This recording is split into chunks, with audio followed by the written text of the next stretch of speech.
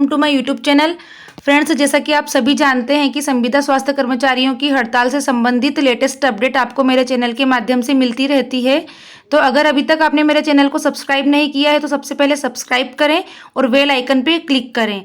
तो साथियों, आज हम देखेंगे जो रेगुलर कर्मचारी हैं उनके रिगार्डिंग एक लेटर निकला हुआ है वल्लभ भवन मंत्रालय भोपाल से। तो हम इसे देखते हैं विस्तार से। तो साथियों, जैसा कि अभी कल ही माननीय मुख्यमंत्री जी के द्वारा शिक्षाकर्मी जो हैं उनके लिए एक लेटर निकला था जिसमें 4% का महंगाई वेतन भत्ते की दर में बढ़ोतरी हुई थी। तो साथियों, वो शिक्षा कर्मियों के लिए था, किंतु अब ये जो लेटर है वो समस्त नियमित कर्मचारियों के लिए है। उन्हें पहले 34% महंगाई भत्ता दिया जा रहा था और अब उसमें 4% की बढ़ोतरी कर दी गई है। तो साथियों, उन्हें अब 38% की बढ़ोतरी हो गई है। तो साथियों, हमें ये समझने वाली बात है कि संविदा स्वास्थ्य कर्मचारी लगातार प्रयासरत हैं और अपनी हड़ताल पर भी वो बैठे हुए थे।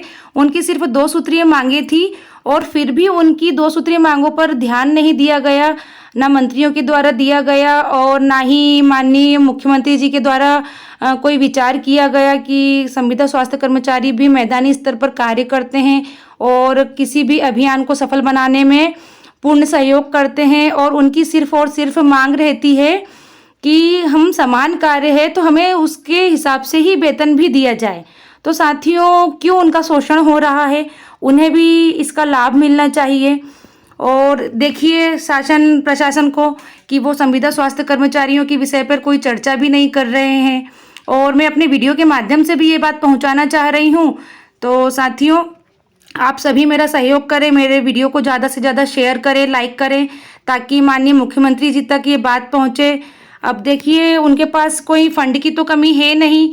लगातार वो जो नियमित कर्मचारी हैं उनके कार्य को एकदम सफल दिखा के और उनको तो लगातार उनके वेतन में बढ़ोतरी हो रही है, किंतु संविदा स्वास्थ्य कर्मचारी लगातार अपनी मेहनत कर रहे हैं और कार्य भी पूर्ण रूप से कर रहे हैं। फिर उनका शोषण क्यों हो रहा है?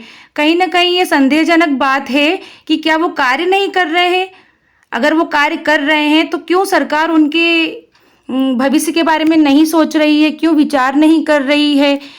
वो अभी 15 दिसंबर से हड़ताल में बैठे, कैसे माताएं ठंड में अपने छोटे छोटे बच्चों को लेकर आती थी, उसमें कुछ गर्भवती महिलाएं भी थी जो कि हड़ताल में शामिल होती थी, इतनी ठंडी में बैठती थी। साथियों, प्रदेश कार्यकारिणी भी लगातार प्रयास कर रही थी और उन्हें भी आश्वासित किया गया और सिर्फ बैठक के ही लेटर निकल रहे हैं। साथियों, ये समझने वाली बात है कि संविदा स्वास्थ्य कर्मचारी ने जब जब अपनी मांगों के लिए आगे कदम बढ़ाया है, अपनी बात रखी है, तो साथियों उन्हें सिर्फ आश्वासन ही मिला है।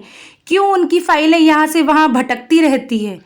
साथियों, अभी संविदा स्वास्थ्य कर्मचारियों के लिए जो एक लेटर निकला था अभी फ़िलहाल ही, तो उसमें भी एनएचएम से 90% की जो फाइल बनी हुई है वो वित्त विभाग में गई और वो वित्त विभाग में गई, उसके बाद भी वो मीटिंग का ही लेटर निकला है कि उनकी बैठक होगी।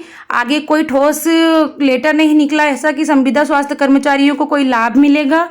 और इसके बाद भी साथियों, 2018 से ये जो नीति बनी हुई है 5 जून 2018 की नीति, उस पर भी साथियों कोई मंत्री जी के द्वारा या किसी वित्त विभाग के द्वारा कोई ठोस आदेश नहीं निकल पा रहा है कि इसका हमें कब से लाभ मिलेगा। संविदा स्वास्थ्य कर्मचारी का फ्यूचर कहीं भी सेफ नहीं है और मैं सभी संविदा स्वास्थ्य कर्मचारियों से भी ये रिक्वेस्ट करना चाहूँगी कि अगर प्रदेश कार्यकारिणी के द्वारा वहाँ तक हमारी बात नहीं पहुँच पा रही है तो मेरे वीडियो के माध्यम से मैं अपनी बात पहुंचाना चाह रही हूं। तो कृपया आप मेरा सहयोग करें और मेरे वीडियो को ज़्यादा से ज़्यादा शेयर करें। साथियों, कहीं ना कहीं मिसकम्युनिकेशन हो रहा है। प्रदेश कार्यकारिणी भी हमारी बात माननीय मुख्यमंत्री जी तक नहीं पहुंचा पा रहे हैं और 32,000 संविदा स्वास्थ्य कर्मचारी भी प्रदेश कार्यकारिणी से ये डायरेक्टली सवाल नहीं कर पा रहे हैं कि भाई कहाँ पर मिसकम्युनिकेशन हो रहा है, आप कहाँ पर कमज़ोर पड़ रहे हैं। कृपया आप प्रयास करें या हम तक भी वो बात पहुंचाएं कि ऐसा कौन सी बाधा आ रही है कि आप हमारी बात वहां तक नहीं पहुंचा पा रहे हो। क्योंकि साथियों, संविधान में भी लिखा है समान कार्य समान वेतन एक कर्मचारी को मिलना चाहिए। तो संविदा स्वास्थ्य कर्मचारी भी इतनी मेहनत करते हैं, सरकार के द्वारा जो भी अभियान निकाला जाता है उसमें भी वो अपना पूर्ण सहयोग करते हैं, तो फिर उनका शोषण क्यों हो रहा है, उन्हें क्यों लाभ नहीं मिल पा रहा है। ना ही 5 जून 2018 की नीति पर कोई ध्यान दे रहा है और ना ही नियमितीकरण की प्रोसेस को आगे बढ़ाया जा रहा है।